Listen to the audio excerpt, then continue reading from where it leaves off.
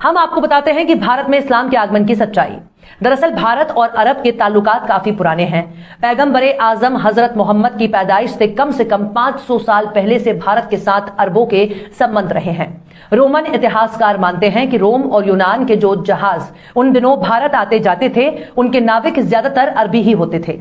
अरबों के आगमन से एक नए धर्म का आगाज हुआ, जिसे हम इस्लाम के नाम से जानते हैं। अब सुनिए कि भारत में इस्लाम पहली बार कब और कैसे आया। दरअसल अरब के लोगों का पूंजी का आधार ही व्यापार था। अरब व्यापारियों के भारत से पुराने संबंध होने की वजह से अरब कारोबारियों का भारत में आना जाना लगा रहता था।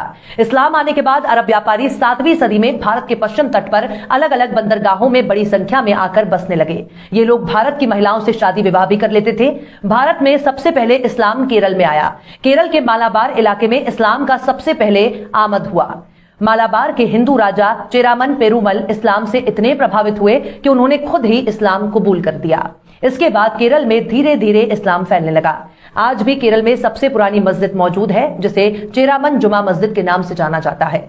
यह मस्जिद लगभग 629 ईस्वी में बनाई गई थी। इसका मतलब है कि भारत में इस्लाम 7वीं सदी से पहले ही आ चुका है।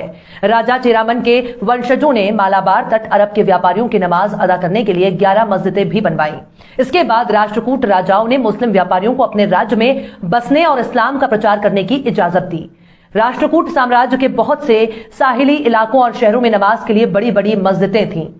भाईचारे की इस नीति की वजह से विदेशी व्यापार में काफी इजाफा हुआ, जिससे राष्ट्रकूटों की अर्थव्यवस्था काफी बेहतर हो गई। अगर सिर्फ ऐतिहासिक तथ्यों पर ही गौर किया जाए तो आपको पता चलेगा कि केरल के मालाबार में सबसे पहले इस्लाम आया। इसके अलावा गुजरात के घोघा में बरवाड़ा मस्जिद, जिसे 623 ईस्वी से पहले ही बनी, तमिलनाडु के पलैया जुम्मापल्ली मस्जिद 628 से 630 ईस्वी में बनी। ये सारे ऐतिहासिक साक्ष्य हैं जिनको कभी भी किसी भी कीमत पर झुटलाया नहीं जा सकता। मोहन भागवत हो या बीजेपी के नेता, उन्हें भारत के इतिहास को बहुत ही गहराई से जानना चाहिए। जिन आक्रमणकारियों का अक्सर जिक्र होता है, असल में उनका आगमन कई सौ सालों के बाद हुआ। एक खास बात यह भी है जिसे गौर किया जाना चाहिए। भारत में इस्लाम के प्रचार में सूफियों का बहुत बड़ा किरदार रहा है, जिन्होंने खुद मुस्लिम राजाओं को कभी अपने पर हावी नहीं होने दिया। हजरत ख्वाजा गरीब नवाज मोइनुद्दीन चिश्ती, हजरत निजामुद्दीन औलिया, ख्वाजा बख्तियार काकी जैसे सूफियों की दरगाहें आज भी आपको देखने को मिल जाएंगी, जहां मुसलमानों से ज्यादा हिंदुओं की भीड़ नजर आएगी। मुंबई में हाजी अली शाह की दरगाह भी हिंदू मुस्लिम और तमाम मजाहिब की मरकज है। आप सुनिए कि मुसलमान और हिंदू के बीच का संबंध।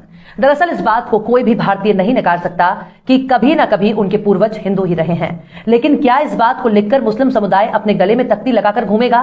भारत और दुनिया में जहां जहां इस्लाम फैला है, वहां की स्थानीय नस्ल ईसाई और यहूदी भी थे। आग को पूजने वाली कौमें भी थीं। चंगेज खां की औलादें भी आगे चलकर मुसलमान हो गईं। लेकिन इसका क्या मतलब निकाला जाए? आप हर वक्त वर्तमान को छोड़कर अतीत में जिए। भारत के मुसलमानों के पूर्वज हिंदू ही थे। इस बात को मुस्लिम खुद भी जानते हैं, इनमें कोई दो राय नहीं है। तो क्या अब भारत के मुसलमानों से यह कहा जाए अब आप वापस हिंदू हो जाओ? दरअसल जिसको जो पसंद है वो उस धर्म का पालन कर रहा है। हिंदू धर्म का ठेकेदार ना तो आरएसएस है और ना ही कोई सियासी पार्टी। संघ और उनके नेता अक्सर हिंदू शब्द को लेकर तरह तरह के बयान दिया करते हैं और कहते हैं कि भारत में रहने वाला हर कोई हिंदू है, जबकि इनसे यह सवाल पूछा जाना चाहिए कि भारत में रहने वाला हर कोई भारतीय क्यों नहीं हो सकता? भारत में रहने वाला हर कोई खुद ही भारतीय न कहकर हिंदू क्यों कहे, जबकि हिंदू शब्द ही उर्दू से निकला है। बहरहाल भारत में इस्लाम का आगमन 7वीं सदी में हो चुका था। यह बात ऐतिहासिक तथ्यों के आधार पर उतनी ही सच है जितना कि आरएसएस का अंग्रेजों से दलाली का सच, जिसे संग तोड़ मरोड़ कर पेश करने की कोशिश करता है। लेकिन इतिहास को झुटलाया नहीं जा सकता है। और चलते चलते आखिर में दुष्यंत कुमार ने भी क्या खूब फरमाया है, मसलहत आमेज होते हैं सियासत के कदम, मसलहत आमेज होते हैं सियासत के कदम, तू ना समझेगा सियासत तू अभी नादान है। फिलहाल इस वीडियो में बस इतना ही। यह वीडियो आपको कैसा लगा कमेंट बॉक्स में आप जरूर बताइए।